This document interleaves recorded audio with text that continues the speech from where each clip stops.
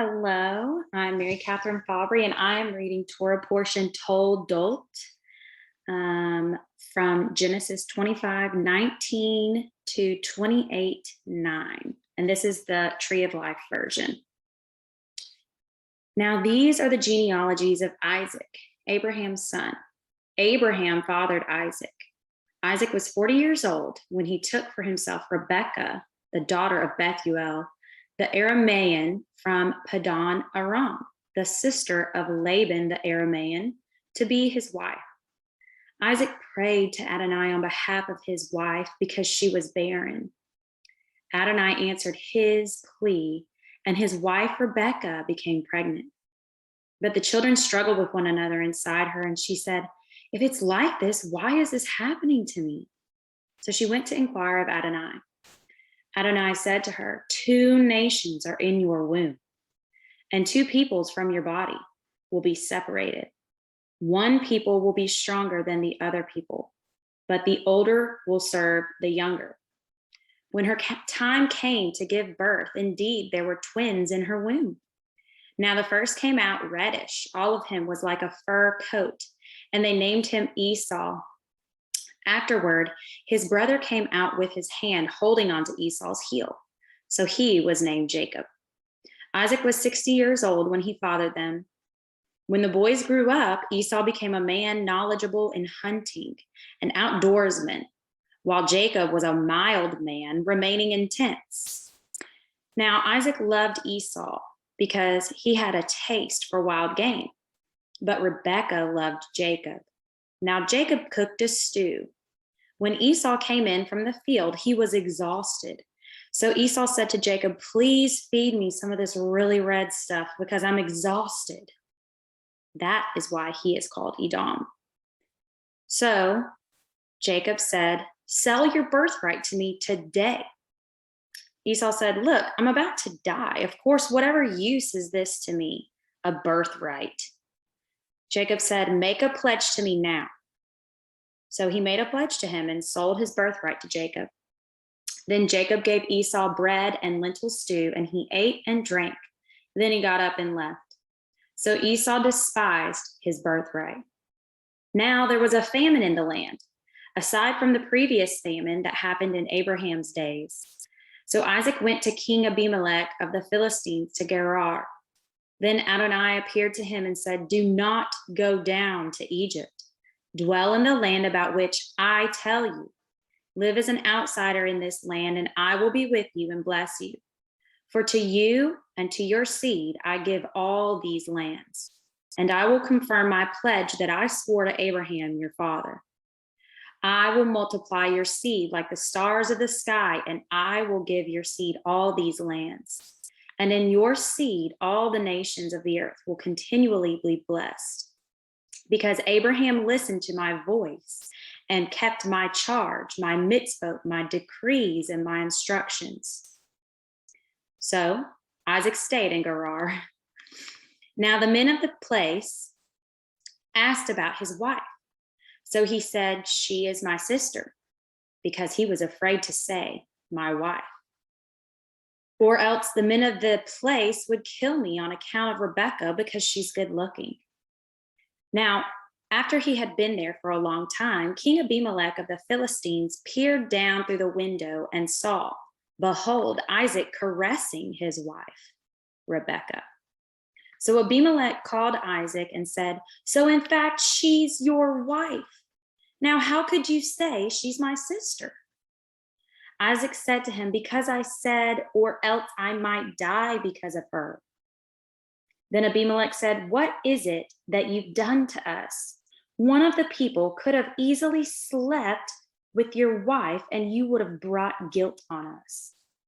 So Abimelech commanded all the people, saying, "Whoever touches this man or his wife will surely die." Then Isaac sowed in that land, and in that year reaped 100-fold. Adonai blessed him, and the man became great and continued to become greater until he became very great. He acquired livestock of sheep and livestock of cattle and numerous servants. Then the Philistines envied him. All the wells that his father's servants had dug in the days of his father Abraham, the Philistines stopped up and filled with dirt. So Abimelech said to Isaac, "Go away from us, for you are much more powerful than us." So Isaac departed from there, camped in the valley of Gerar, and dwelled there. Then Isaac dug again the wells of water that had been dug in the days of his father Abraham. The Philistines had stopped them up after Abraham's death. He gave them the same names that his father had given them. Then Isaac's servants dug in the valley and found a well of living water there. But the shepherds of Gerar quarreled with Isaac's shepherds, saying, "The water is ours." So he named the well Quarrel, because they quarreled with him.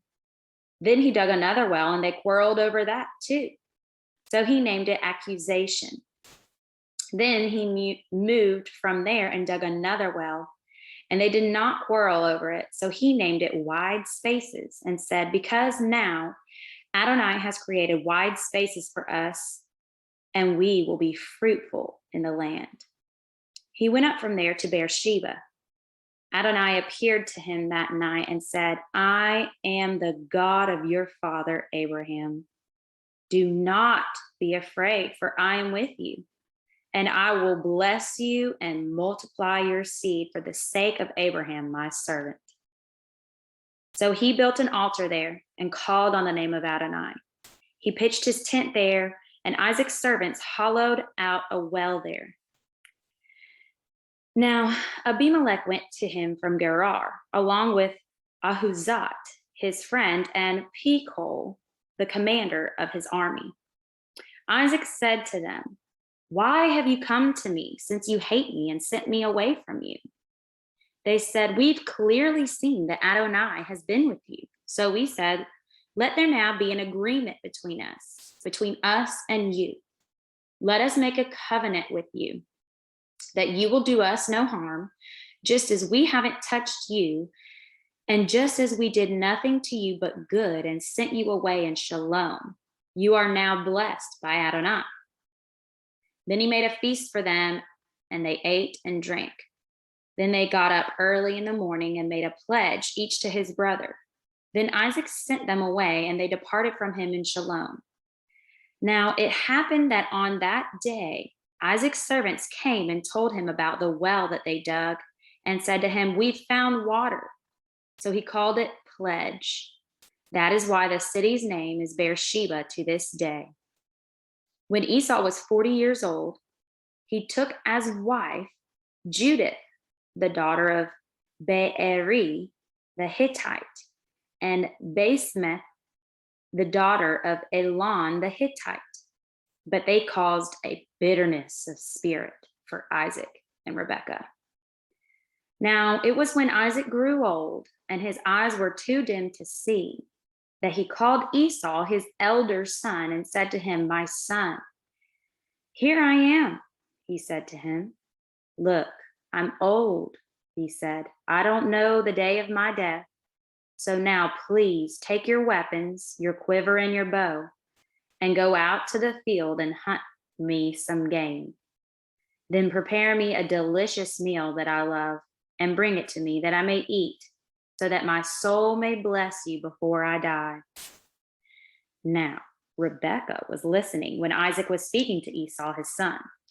So while Esau went to the field to hunt game to bring in, Rebekah said to Jacob, her son, "Look, I heard your father speaking to your brother Esau, saying, 'Bring me some game and prepare me a delicious meal that I may eat and bless you in Adonai's presence before my death. So now, my son, listen to my voice, to what I am commanding you. Go now to the flock and bring me 2 good young goats from there, so that I may prepare them as a delicious meal for your father that he'll love. Then you'll bring it to your father to eat, so that he may bless you before his death.' But Jacob said to Rebekah, his mother, 'Look, my brother Esau is a hairy man, but I'm a smooth man. Perhaps my father will touch me, and he'll take me for a mocker, and I'll bring upon myself a curse and not a blessing.' Then his mother said to him, 'Let your curse fall on me, my son. Just listen to me and go, get them for me.' So he went and got them and brought them to his mother. And his mother prepared a delicious meal that his father would love. Rebekah also took her elder son Esau's favorite clothes that were with her in the house, and she put them on her younger son Jacob, along with the skins of the young goats, and on his hands, and on the hairless part of his neck.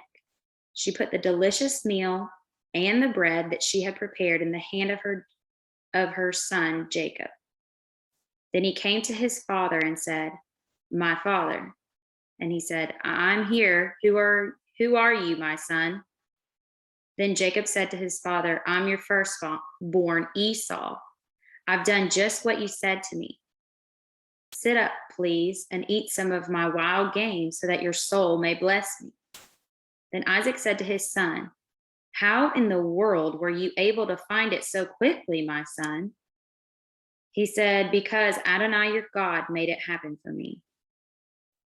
Then Isaac said to Jacob, "Please come closer so I can feel you, my son, whether or not you really are my son, Esau." So Jacob came closer to his father, Isaac, and he felt him. Then he said, "The voice is Jacob's voice, but the hands are Esau's hands." He did not recognize him because his hands were like the hairy hands of his brother Esau. So he blessed him. But he said, "Are you really my son Esau?" So he said, "I am." Then he said, "Bring it to me, and I'll eat some of my son's wild game, so that my soul may bless you." So he brought it to him, and he ate, and he brought him wine, and he drank. Then his father Isaac said to him, "Please come closer and kiss me, my son." So he came closer and kissed him. When he smelled the smell of his clothes, he blessed him and said, "Behold, the smell of my son is like the smell of a field that Adonai has blessed. May God give you from the dew of the sky and from the fatness of the land an abundance of grain and new wine. May people serve you, and may nations bow down to you. Be master over your brothers. May your mother's sons bow down to you. May those who curse you be cursed, and may those who bless you be blessed." No sooner had Isaac finished blessing Jacob, and Jacob had just got out from his father Isaac's presence, than Esau, his brother, came in from his hunting. Then he also prepared a delicious meal and brought it to his father. And he said to his father, "Let my father get up and eat of his son's wild game, that your soul may bless me." His father Isaac said, "Who are you?" And he said, "I am your son, your firstborn Esau." Then Isaac trembled with intense trembling and said, "Who was it then that hunted wild game and brought it to me? I ate it all just before you came, and I blessed him. And yes, he will be blessed." Then Esau heard his father's words. He shouted with an intensely bitter groan. Then he said to his father, "Bless me. Me too, my father." Then he said, "Your brother came deceitfully and took your blessing." He said, "Is this why he was named Jacob, since he's tricked me twice already? My birthright he's taken. Look, now he's taken my blessing." Then he said, "Haven't you saved a blessing for me?" Isaac answered and said to Esau, "Behold, I've made him master over you, and all your brothers I've given to him as servants. I provided him with grain and new wine. What then can I do for you, my son?" Esau said to his father, "Do you just have one blessing, my father? Bless me too, my father." And Esau lifted up his voice and wept.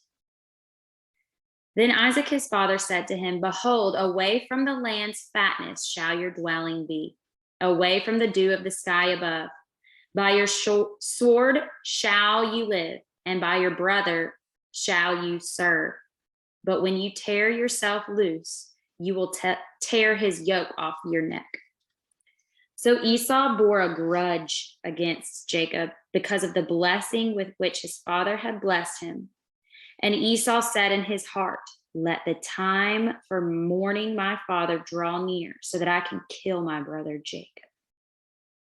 Now to Rebekah was reported the words of Esau, her elder son. So she sent and called for Jacob, her younger son, and said to him, "Look, your brother Esau is consoling himself about you with the thought of killing you. So now, my son, listen to my voice. Get up, flee to Laban, my brother, in Haran. Then stay with him a few days until your brother's rage subsides, until your brother's rage turns away from you and he forgets what you've done to him. Then I'll send for you and get you back from there. Why should I lose both of you in one day?" Then Rebekah said to Isaac, "I'm disgusted with my life because of the daughters of Heth. If Jacob takes a wife from the daughters of Heth, like these women from the daughters of the land, what is life to me?" So Isaac called for Jacob, blessed him, commanded him, and said to him, "Don't take a wife from the daughters of Canaan. Get up, go to Padan Aram to the house of Bethuel, your mother's father, and take for yourself a wife from there, from the daughters of Laban, your mother's brother. Now may El Shaddai bless you and make you fruitful and multiply you, so that you will become an assembly of peoples. And may he give you the blessing of Abraham to you and to your seed with you, that you may take possession of the land of your sojourn, which God gave to Abraham." Then Isaac sent Jacob away, and he went toward Padan Aram to Laban, the son of Bethuel, the Aramean, the brother of Rebekah, the mother of Jacob and Esau. Now Esau saw that Isaac blessed Jacob when he sent him to Padan Aram to take for himself a wife from there. When he blessed him and commanded him, saying, "Don't take a wife from the daughters of Canaan," Jacob listened to